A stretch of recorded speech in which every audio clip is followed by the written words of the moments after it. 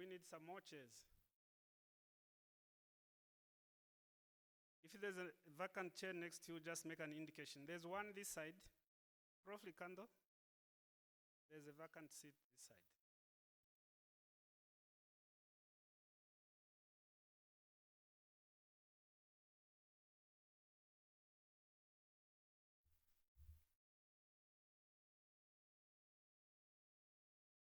You're just waiting for the last person to settle.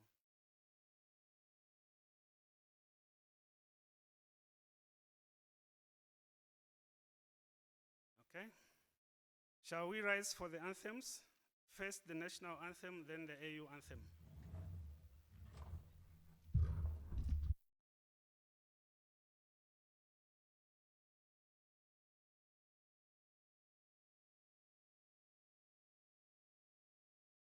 Namibia, land of the brave freedom fight, we have won.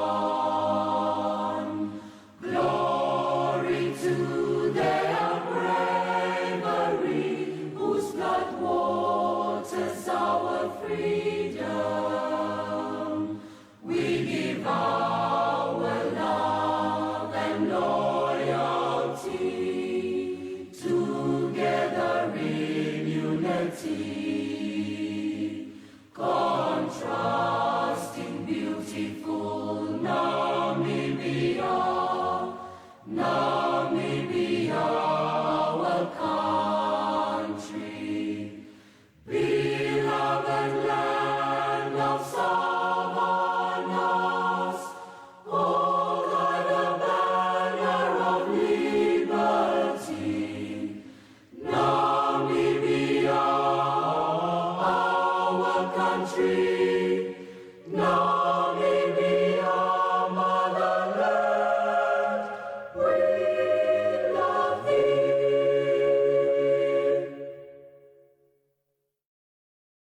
Let us all unite and celebrate together the victories won for our liberation. Let us dedicate ourselves to rise together to defend our liberty and unity. Oh, sons and daughters of Africa, flesh of the sun and flesh of the sky, let us make Africa the tree of life.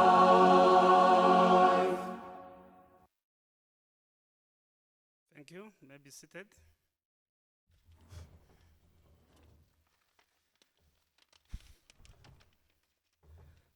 Good morning once again, ladies and gentlemen. My name is John Nyambe, and I'm going to be your Director of Ceremonies for the official opening program. And I greet you all in the spirit of teacher education, focusing on strengthening teacher preparation for quality teaching and learning. For those of us who are not familiar with the word Indaba, just to say that in some African languages, including some of the languages spoken here in Namibia, especially in the Zambezi region, an Indaba is an extraordinary meeting, a heavy meeting, a very serious meeting of elders or leaders of a community deliberating on pertinent issues affecting their community and taking decisions for actions. Normally the elders would sit in a circle. First they would exchange greetings. Normally they would share some snuffing over traditional tobacco to clear their minds so that they can apply themselves properly to the Indaba at hand. So given the enormity of the matter at hand, which is teacher education, and the caliber of senior people assembled here, our gathering today is befitting of an Indaba, a teacher education Indaba. So, ladies and gentlemen, we are very privileged today that we have senior members of our teacher education community to talk to us and also to welcome us to this endeavor. And I would like to take this privilege to invite to the podium one of the senior members of our teacher education community, a seasoned teacher by all standards, a teacher educator, a researcher, and a leader. And this is none other than our Vice Chancellor, Professor Kenneth Matengo. Prof. Matengo, I call you to the podium to welcome us to the endeavor. Thank you.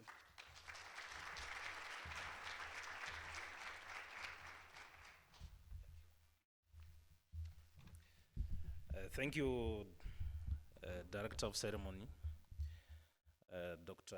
Nyambe.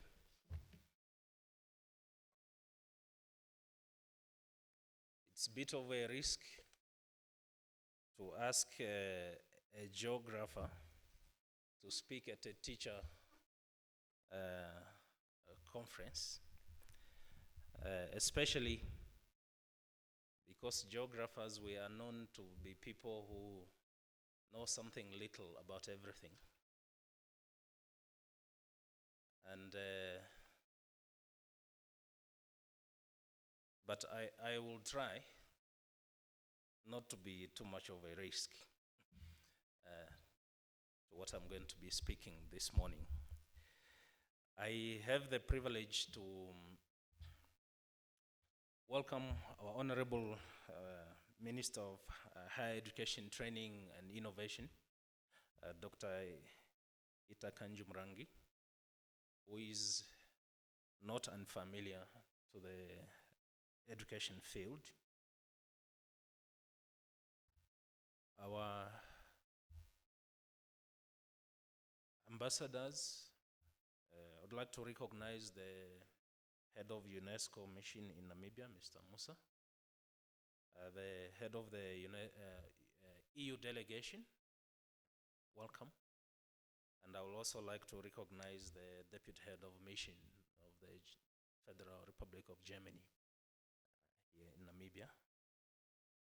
The executive director, Dr. Van Kent, for higher education, and Ms. Sanet Steenkamp, the executive director for basic education. I would also like to recognize Ms. Meryl Barry, the Upkevit Foundation head, and who is also a co-sponsor of this event. I'd also like to recognize the Dean of the Faculty of Education, Dr. Charmaine Villet, Professor Jan Weiss from Pacific Lutheran University, Professor Sari Havunutunen from University of Eastern Finland, and also other delegates and keynote speakers from Singapore, from South Africa, from Finland, from the United States of America. We really appreciate the fact that you came. I'd also like to recognize the Chief Executive Officer of NTA, Mr. Jerry Bakers, for gracing us, and also those representatives that are from NAST, IUM, and other education institutions, including NIED. If I have skipped anyone, I think the safest is to say observe all the protocols. To begin with, the University of Namibia has had the honor of having the Faculty of Education, and it is one of our oldest faculties. And before I share my welcoming remarks, I would like to give a bit of a paradoxical question.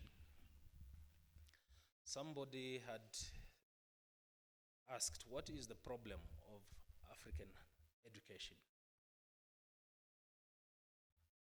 And somebody dared to answer and said the problem with African education is that it produces cum laude students who become comedians. By comedian meaning they tend to be very good at criticism rather than to address the real issues.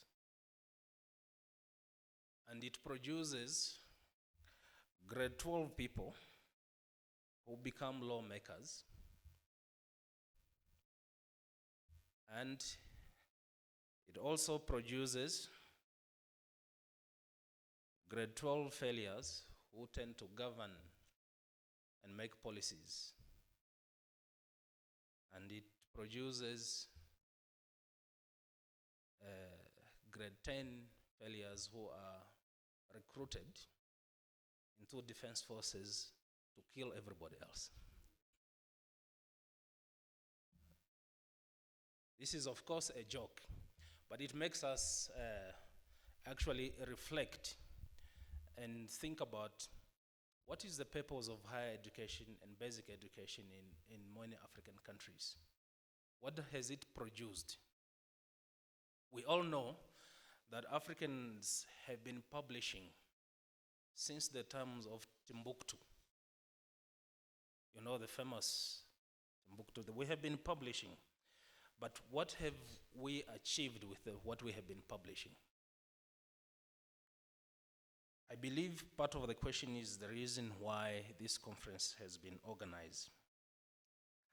So the teacher education endeavor seeks to capture the insights and knowledge on quality teacher preparation from the teacher preparation experts, scholars, researchers, as well as education practitioners and policy makers. The main objective of this conference are to examine the kinds of knowledge, skills, values, and attributes that the 21st century teachers should possess to be successful with all the learners.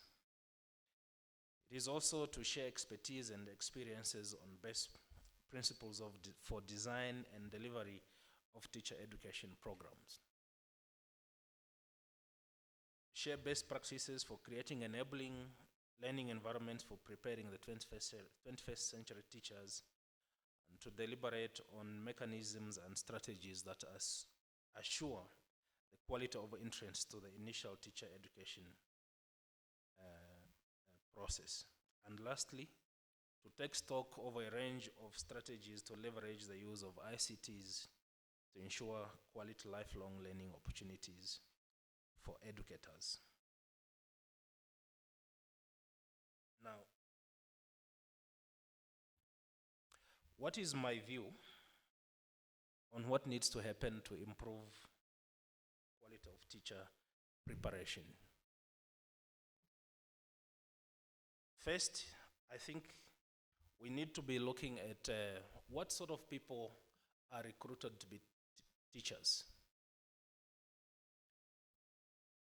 The practice so far in this country has been that the education faculty, and I don't believe it's only at UNAM, but almost every institution that trains teachers, the people they get are those who didn't make it to law, to medicine, to veterinary medicine, to science, and elsewhere. Why is that? Why is it that the education, which I would like to actually describe as the genetic makeup of what the field of teaching is, tends to get those who are the weakest? It is my view that this needs to be relooked and we need to be bold about it. That teacher education cannot be the one that receives the weakest.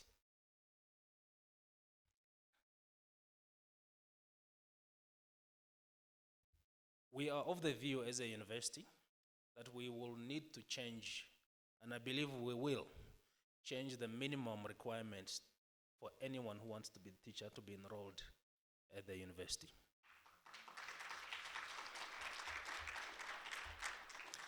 They will have to compete in the same way as those who are going to medicine, to law, to dentistry, to pharmacy, and other professions. So we are talking of not anything less than 30 to 35 points in 5 subjects, not the 23 that they get now.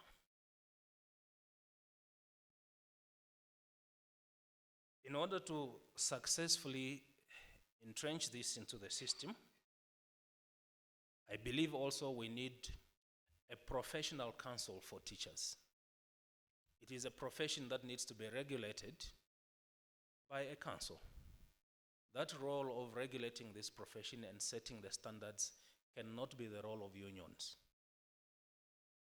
They have their place, but it cannot be the role of unions. And therefore, I hope that as part of your deliberations, you would look into what needs to happen for the teaching profession, to have its council that regulates the standards of what must be put in place. The support to teacher education to grow academically and professionally, and how to mentor teachers is something that we need to also look into, to ensure that the profession is not just about transmission of knowledge, but that they are also creators. I believe when we have those standards and regulations put in place, teachers will not only be transmitters of knowledge, but they would be producers and creators of knowledge. We would expect that the teachers would take a curriculum and design their own materials of what they can teach in their local context. We cannot be teaching our children cranberries when they are not in the environment where you are. This happens. We are teaching them when we are counting and about fruits, we use fruits that they don't know. Isn't it? Why don't we use the local ones that they know? And so I think the best way of developing character is to focus on the local context, using local materials. And I think if we do that, we would not have the excuse of lack of teaching resources and materials, because we have those things locally and we just need to be creative and use them rather than wait for high-tech type of teaching tools that may come from elsewhere that are not relevant. I would also like to ask, what is the status of the teaching profession in the country? Does anyone know?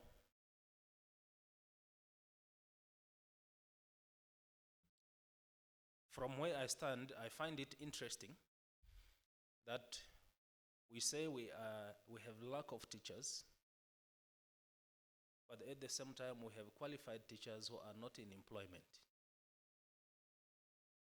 So I believe there are some disjunctures in that.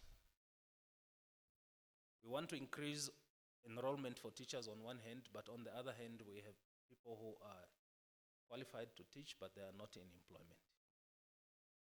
Something there is wrong, and I think an assessment needs to be made to see what has to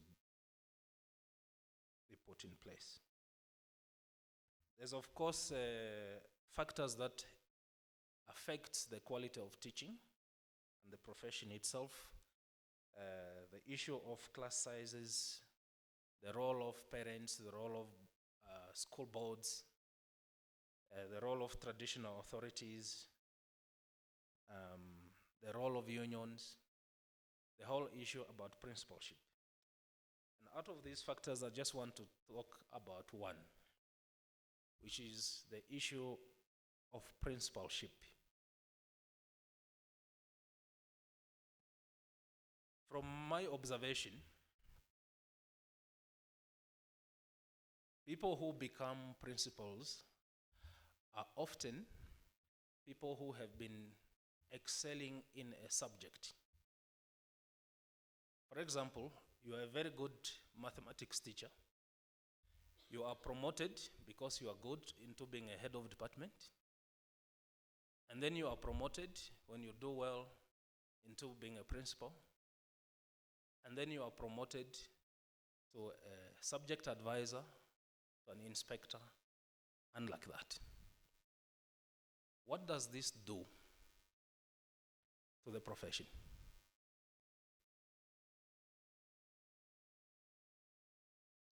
So I believe principals must not be, one should not become to be a principal because you have been excelling in your subject. If you are excelling in your subject, you should be left to excel in that subject, but be incentivized in some other ways.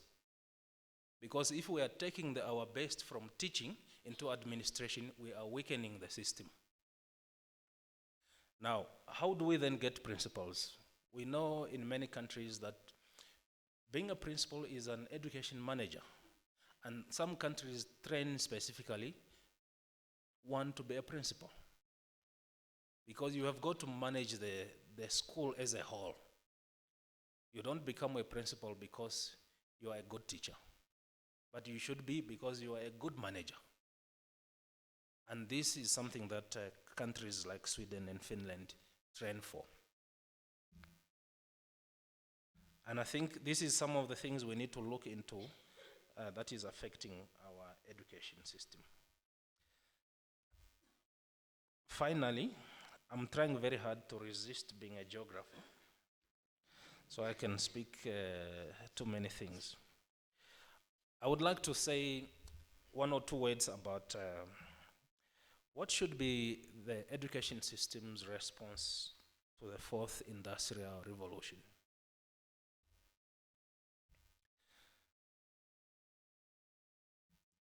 The link between a high quality of teaching workforce and the quality of a country's education system is something that is created. It doesn't naturally occur.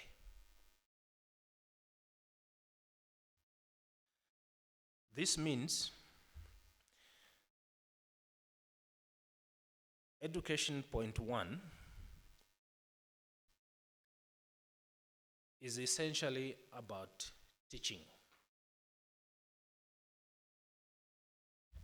It is the transmission of knowledge to those who are to benefit from it.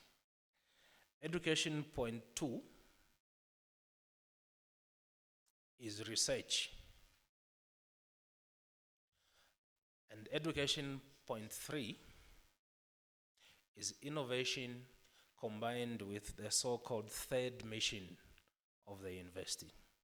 And the third mission of the university is extension, working very closely with communities and ensuring that the knowledge that we produce is of relevance to the communities. And education point four is innovation and industrialization. Now, how does an education system contribute to the industrialization? It does so in many ways, but one of the ways is to emphasize skills development. And skills development only comes if the education system is relevant, if it is designed to produce what we want. We know every education system will produce according to its design. The apartheid system gave us exactly how it was designed to deliver.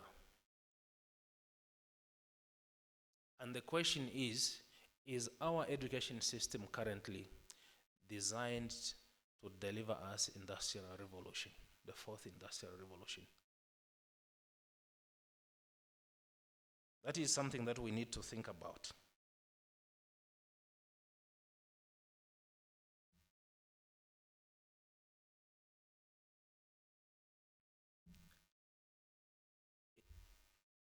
in many ways, for this to happen, it requires that institutions partner with the private sector in what I would like to call product development partnerships. And by partnering on development of products, the education system is not just producing knowledge for its own sake, but it is responding to the needs of the community. And therefore, as I conclude, I would like to say it is important as we deliberate in the next 2 days to answer the question, what is the purpose of education in Namibia? What is it that we expect it to deliver for us? And what has to happen for it to deliver? What is required? We know we have very good policies, at least we say so. And we also say the problem is implementation. But a good policy should be implementable unless it is under-informed. Not misguided, but under-informed. And it is up to us also to think, where are we going to take these deliberations? Is it just going to be a talk and we leave it here? Or are we going to take very concrete actions that will actually change the education system? As a university, we are in a process of curriculum transformation. The whole of next year, we will be doing those curriculum transformation from pre-primary up to full delivery system. And we hope that some of the resolutions you'll make here would inform that process. I thank you very much.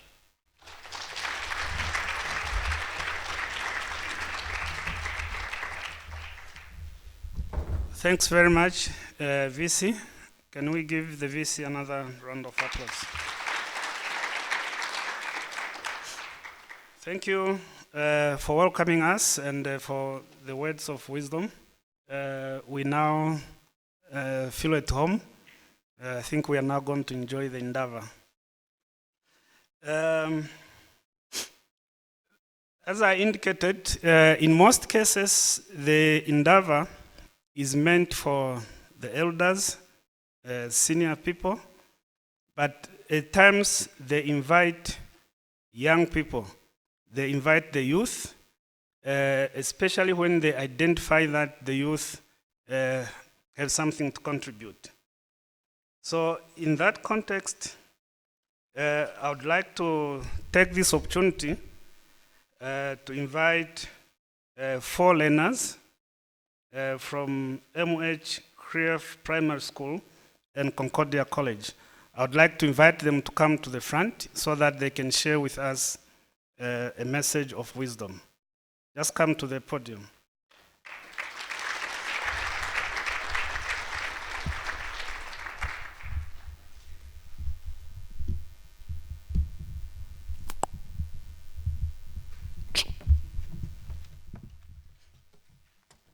Okay, just say what school you are from and your name, and then you read your message. Okay, there is a mic. Please come up. Good morning, everybody. Good morning, everybody. My name is Jamil Amamoub. I'm from MH Krief Primary School and I'm in grade 6A. I'm going to be talking about the changes I want the school to make. The changes I want the school to make is that they can grow grass by the field, by the school soccer field, and they can build parking around the back of the school because there's a lot of open space there. They can also change the school uniform, and and on the safety side, they can make the security guards patrol around the school to see if there's anybody that's there. And that's all I'll be talking about today. Thank you.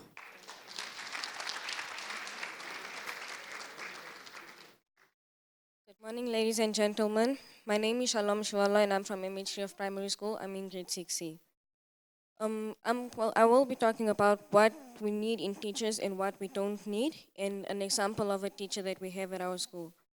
Okay, so what we need in teachers as learners are confidence, strictness, understanding, willing to listen, equality, kindness, and what we don't need in teachers is discriminating teachers, tribalists, racist people, sarcastic teachers, corporal punishment from teachers, rapists, uneasiness, unfairness, and unwillingness.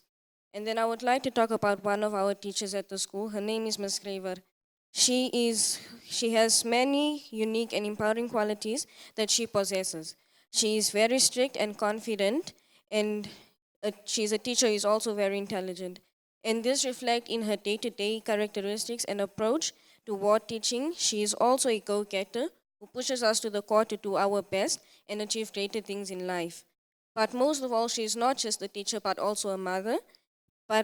And her motherly love and instincts reflect on everything she does for us and teaches us. Thank you.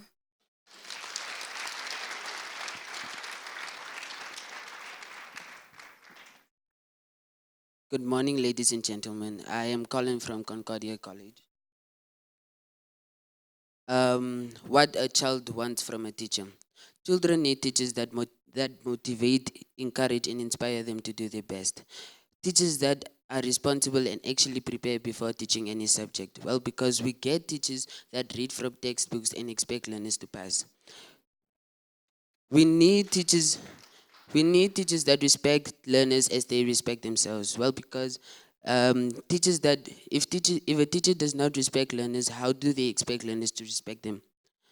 We need teachers that set excellent example towards learners.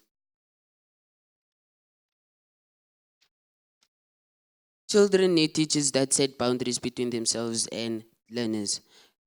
Teachers that do not discriminate, steal, or discourage learners from achieving their goals and objectives. Teachers that are always punctual, honest, and help learners when they are in need. We need teachers that don't rape or molest learners. Teachers that don't release their stress or anger on learners. Teachers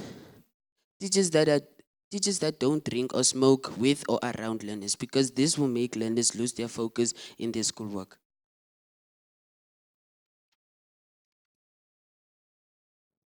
We need teachers that don't beat learners, because beating learners does not make learners respect you, it makes learners fear you, which results in learners skipping classes because they're scared.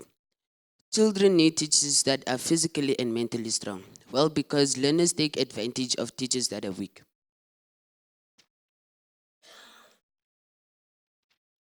We need and want teachers that talk proper English. Teachers that are properly dressed and respect the fact that we are all from different tribes and different lifestyle. I thank you.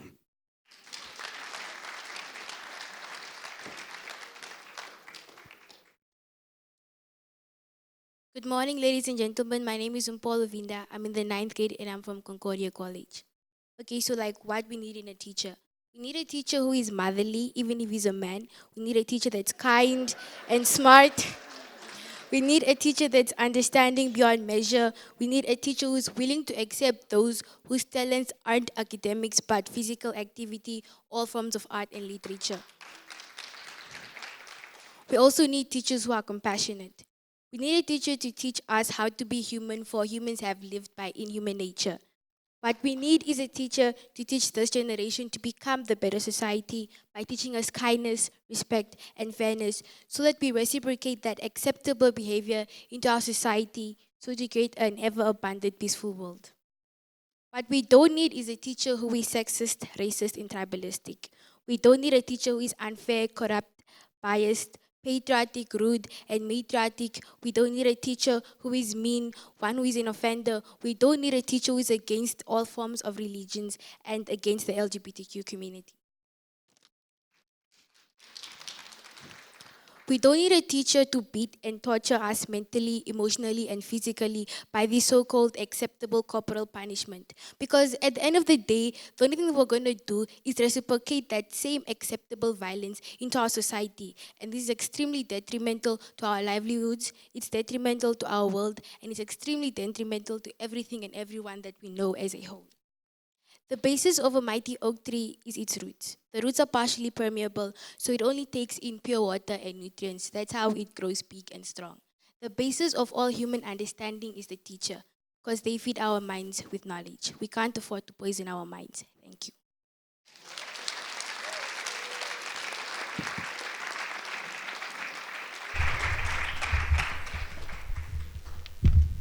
Thank you very much. Can we give them another round of applause? You can take your seats.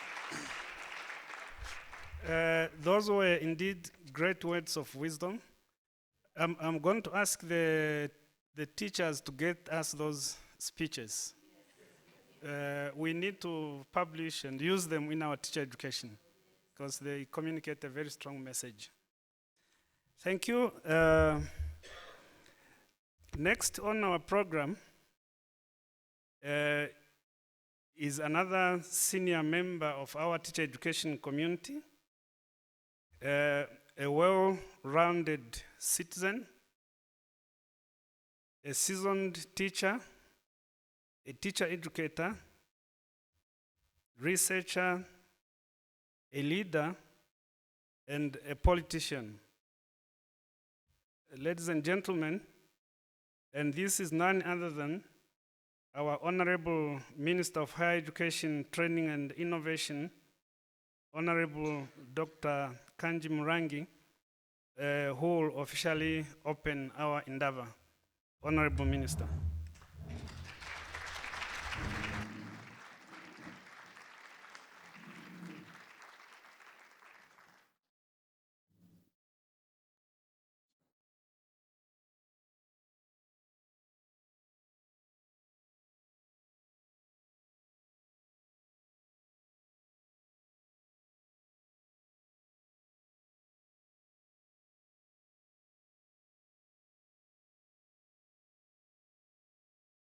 Thank you very much, Dr. Nyambe. You know, as I stand here after the statements by the learners, I really do not want to read my statement because they actually said it all. They laid the parameters for this Indaba. They laid the parameters for the teacher education program in our country. But anyway, having said that, let me do what I have to do. Professor Kenneth Matengu, Vice Chancellor of the University of Namibia, Dr. Charmaine Villay, Dean of the Faculty of Education, members of the Diplomatic Corps, UNESCO representative, my brother Musa, Dr. Alfred Van Kent, Executive Director, Ministry of Higher Education, Training and Innovation, Mrs. Zanette Steenkamp, Executive Director, Ministry of Education, Arts and Culture, Mr. Jerry Beckers, Executive Director of Namibia Training Authority, our international speakers, Pukavitz Foundation representative, Pacific Lutheran University representative, our directors of education from the regions, if they are here, the principals of the 8 model schools, individual distinguished guests or invited distinguished guests, academics and educators from all our institutions of higher learning, members of the media, ladies and gentlemen, good morning. It gives me great pleasure to welcome you all to the Teacher Education Indaba organized by the Faculty of Education at the University of Namibia. Your presence here today shows your commitment to our continuing quest for quality teacher preparation. A special word of welcome goes to all our international guests and speakers. We are keenly expectant to hear your thought-provoking presentations, which I believe will assist the organizers of this important conference to improve and transform our teacher education program for the better. As we embark on our journey to improve the quality of education and responses to the demands of both local and global imperatives, it is my belief that teachers will continue to play a critical role in shaping our national destiny. As envisioned in our Vision 2030, Namibia needs to develop human capital and build institutional capacity to create the labor force necessary to meet the demands of the economy and to address the problem of human resources skills shortage across the industrial sectors. Teachers remain the asset that will shape our education system and deliver the workforce fit for the 21st century demands. With the adoption of Sustainable Development Goal 4 on education and the dedicated target SDG 4.C, recognizing teachers as key to the development of the 2030 education agenda. Teachers are the key to achieving all the SDG 4 targets. Therefore, the 2030 education agenda stipulates that, and I quote, as teachers are a fundamental condition for guaranteeing quality education, teachers and educators should be empowered, adequately recruited and remunerated, motivated, professionally qualified, and supported within well-resourced, efficient, and effectively governed systems. And here I need to emphasize a number of things, one of them being the curriculum itself. The curriculum as the roadmap that guides what we teach. The curriculum which needs to be based on good and proper firm leadership at the school level. The curriculum also that has to be executed by well-qualified, well-resourced, and indeed passionate teachers. And mind you, I need to also stress the fact that some of the critical qualities that are needed in a teacher, like the students or the learners were saying, do not necessarily emanate from what they learn from the curriculum. It has to be part of one's characteristics. It has to be part of one's personality. And hence the need to really, as a nation and as a country and as a government, to really look at the requirements. Who should enter the teaching profession? What is it that they are bringing to this profession? Yes, training can shape them, but there has to be certain qualities that they bring to the table that will see them through the profession itself. Experience has taught invests in and places great value on teacher education. Namibia is one such nation. This Indaba should take us to the basics of doing it right, inculcating good leadership skills, confidence, and lead to decisive professional advocacy initiatives. The Continental Education Strategy for Africa, CESA 16 to 25, emphasizes that, and I quote, teachers do one of the most important jobs in society today and must be treated with the same degree of respect as other high-level profile professions, unquote.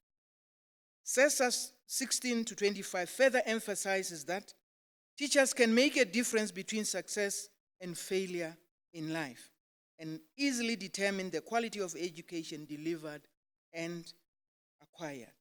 Ladies and gentlemen, as you can see from the Teacher Education Indaba booklet in front of you, a number of policies and programs have been developed to shape teacher education in Namibia since independence.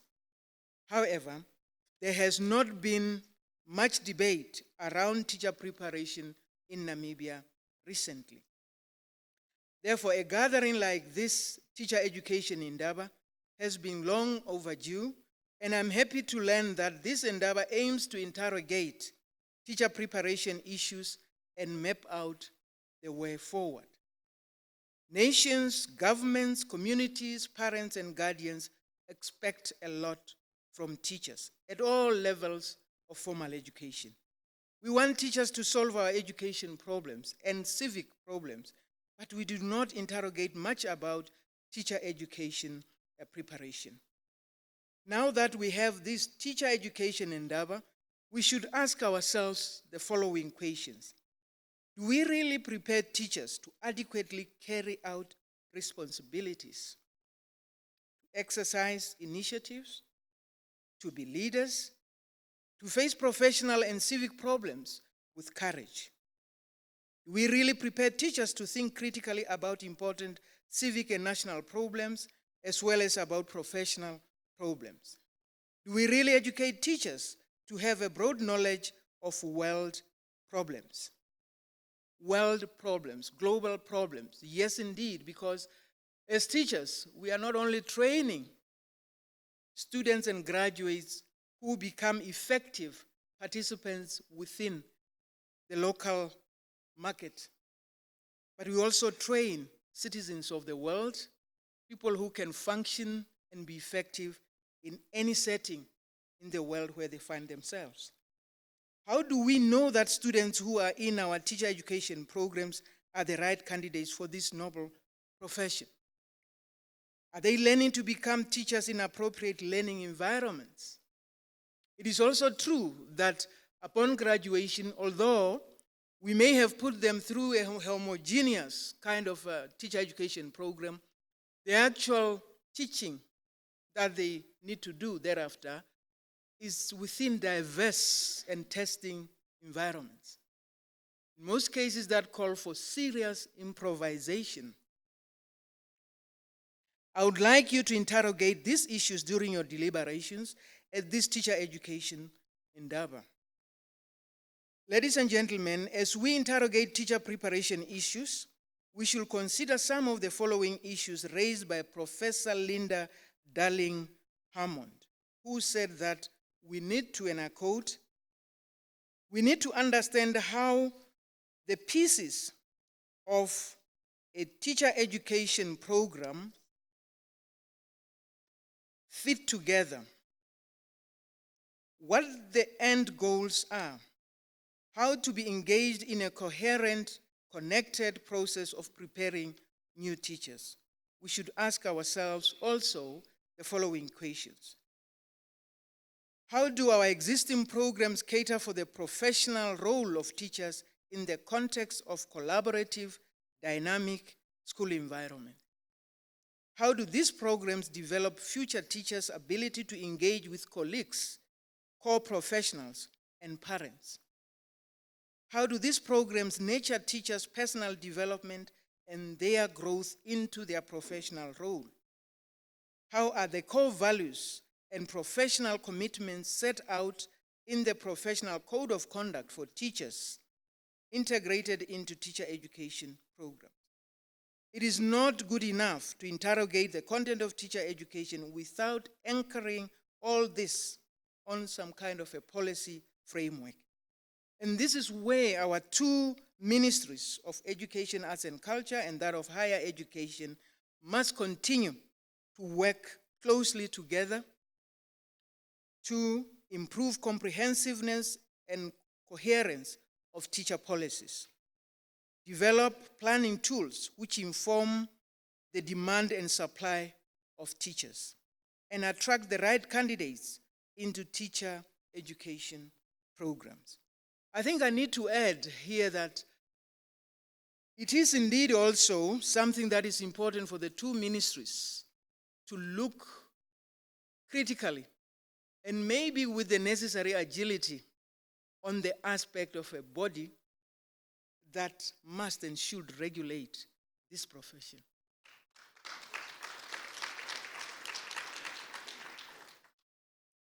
When you look at medicine, law, nursing, and many others, these professions have statutory bodies that set standards and nobody can come into the profession who does not meet the set standards.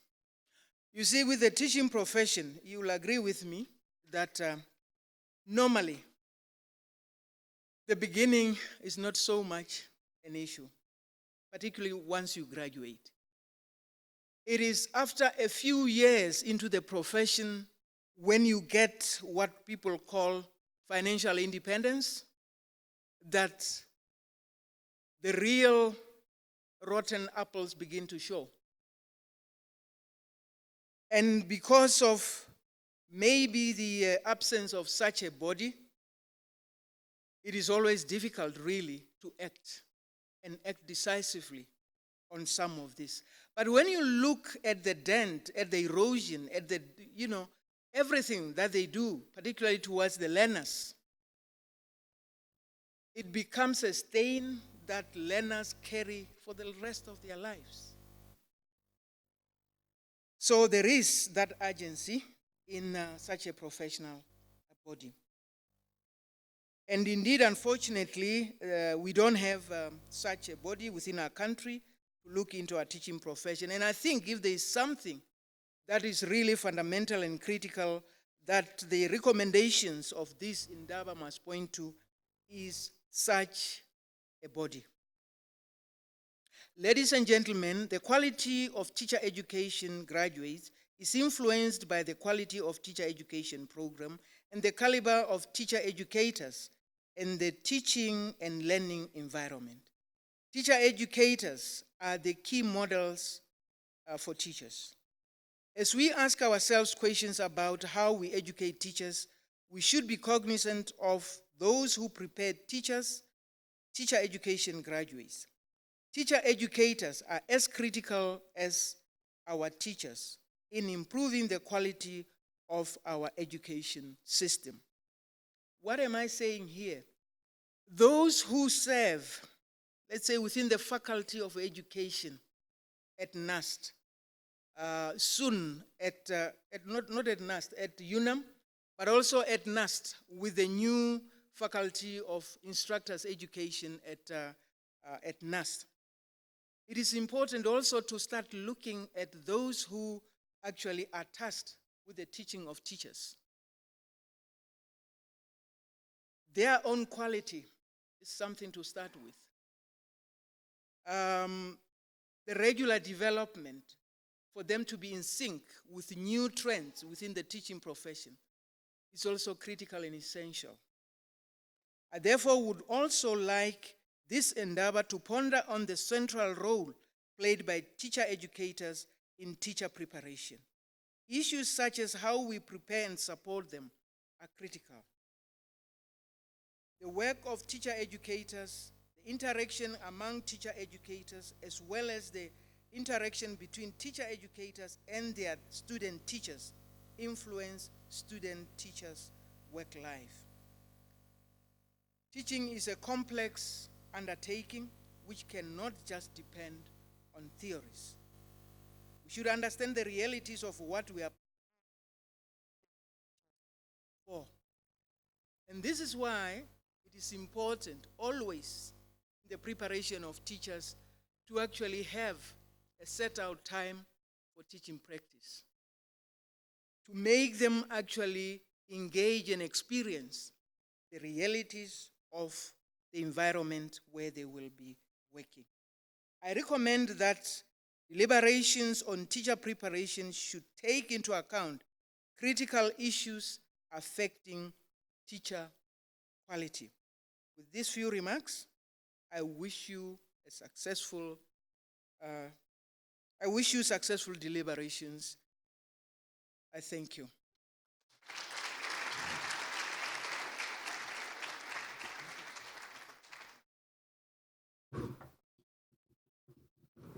Thanks very much. Another round of applause for the Honorable Minister. Thank you.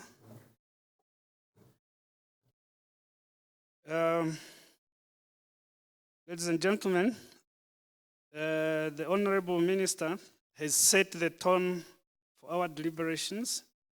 She has also raised quite a number of pointers which we are going to take into account as we deliberate over the next 2 days. Before we part with the Honorable Minister, I would like to call upon the VC to hand over a token of appreciation to the Honorable Minister.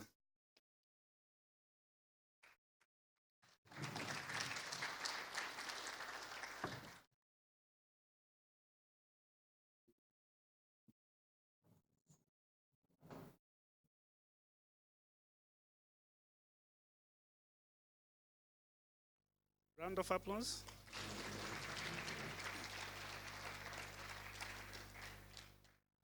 Next on our program, we have yet another group of youth to share some wisdom with us.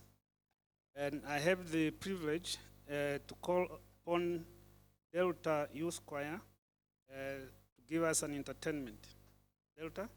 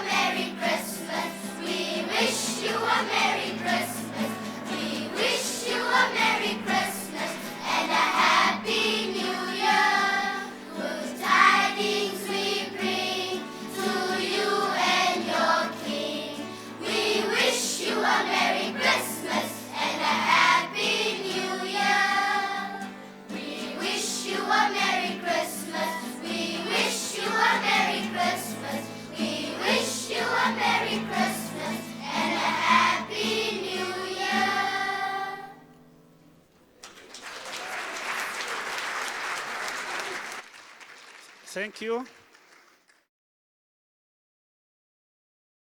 Thank you.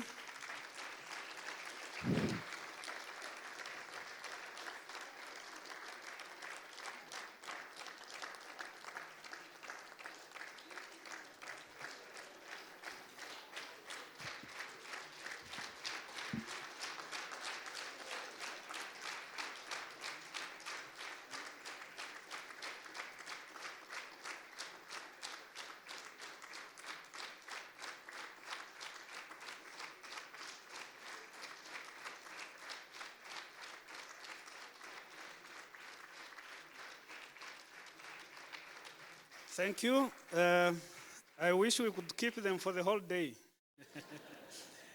I can assure you that that was my first Christmas wish for the year. Ladies and gentlemen, the last item on our program, I have the privilege to call upon one of our veteran teachers, our teacher educator, a senior teacher educator, the Dean of the Faculty of Education, Dr. Charmaine Villate, to give us a vote of thanks. Dr. Villate.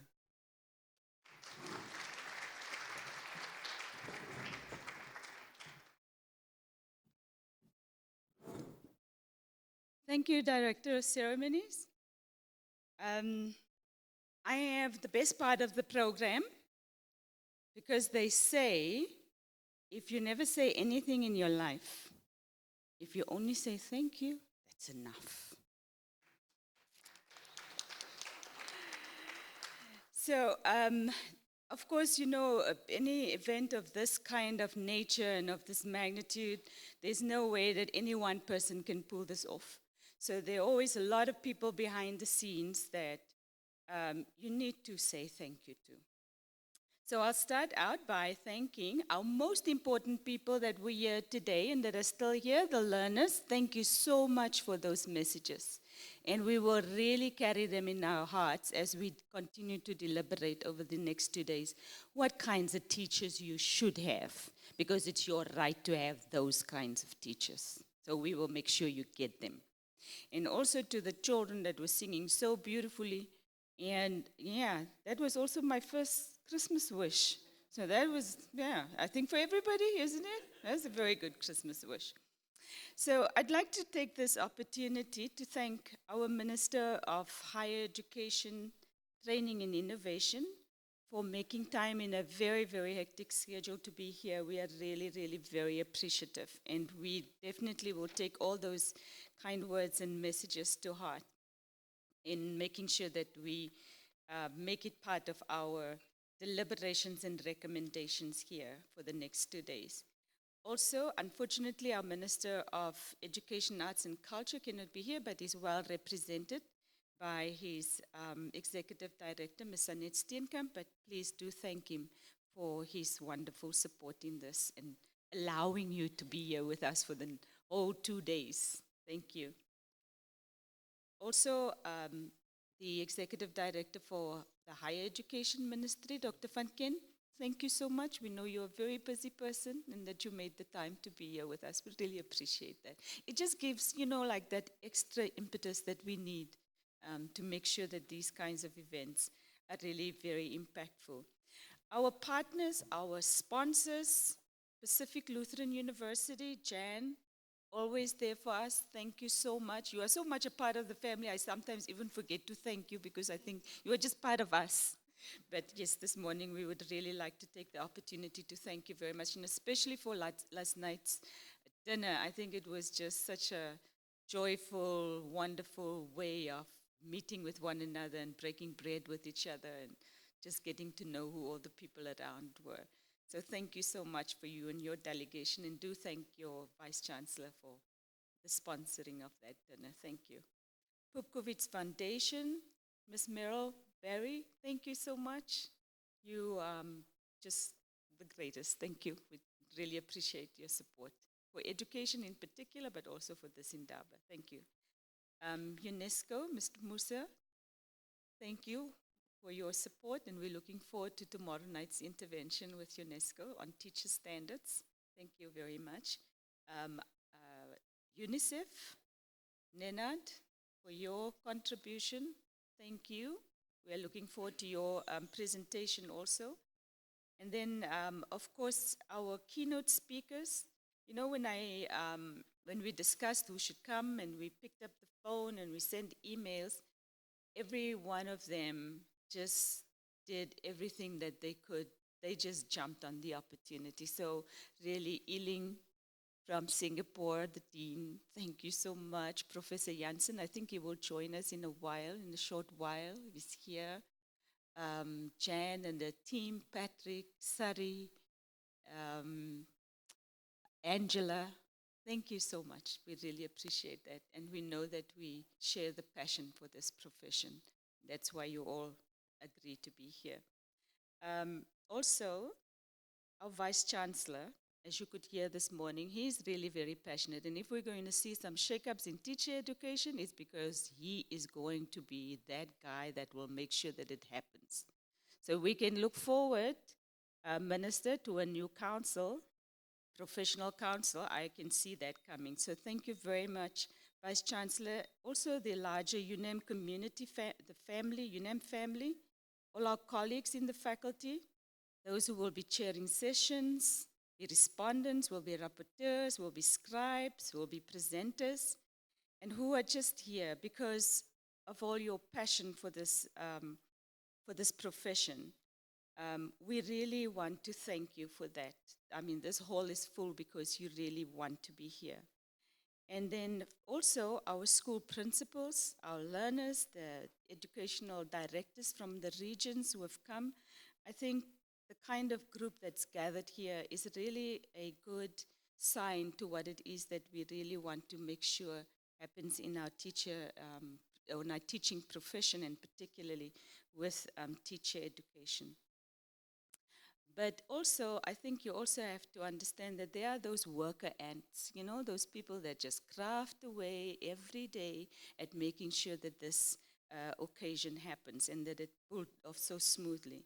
I really want to take the time to say thank you to Dr. Heta Pumuti. You saw on TV this morning, she's the real star. Thank you, Dr. Pumuti, Dr. Emma Kirchner, for all these organizations that you've done, Ms. Annelien Pick, Ms. Sonia Somses, Ricky van der Kolf, Emilia Anisetu van Veek, Annelien Chusis, Everistus, Liesel, Bogart, Simon Nameshu, Edwin Shiramba. This is what teamwork really looks like and feels like. And we are very happy and proud that we could pull all of this together. So thank you, everyone. If there's anyone here that I did not thank, it was not intentional. I thank you from the bottom of my heart for just being here. Thank you, everybody, and I hope we will have a good 2 days, working together and thinking through how we need to redo teacher education in the way that we are doing this. So at this point, I would just like to take the time to just make a few household announcements. From here, I would like everybody to quickly proceed to the steps of the court, Safari Court. We're going to take a group picture there, so please don't disappear. We would like to, for the record in the history, show that you were part of this movement that made teacher education into this marvelous global movement in Namibia and beyond. So please make sure your face is there. And then we would like to also move back very quickly. Professor Janssen, unfortunately, has to fly back and has to leave us at around 1, but we'd like to have as much interaction with him as we possibly can. So we like to keep time and stay on time. So please just, and then also as good teachers, show how disciplined you are, and you can be back here on time, and you can keep us also to that discipline. So thank you very much, everybody. Thank you. And thank you. Thanks very much, Dr. Ville. Shall we rise for the anthems? First, we close with the AU and then the national anthem.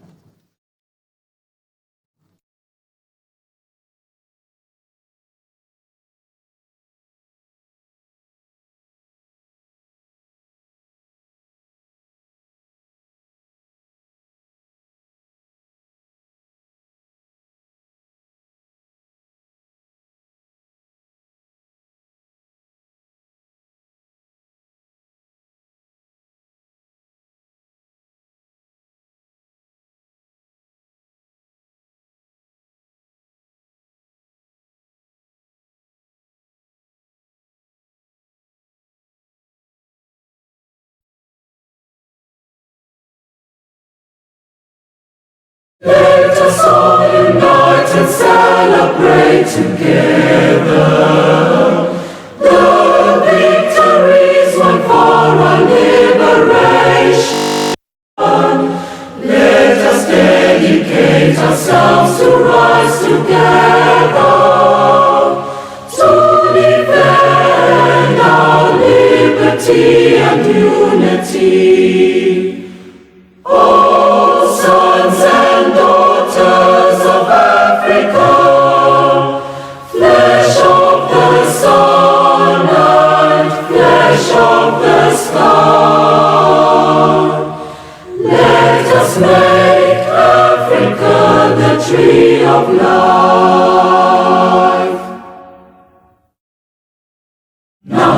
Namibia, land of the brave freedom fight, we have won. Glory to their bravery, whose blood waters our freedom. We give our love and loyalty, together in unity, contrasting beautiful Namibia, Namibia, our country, beloved land of savannas, hold high the banner of liberty. Namibia, our country, Namibia, motherland, we love thee.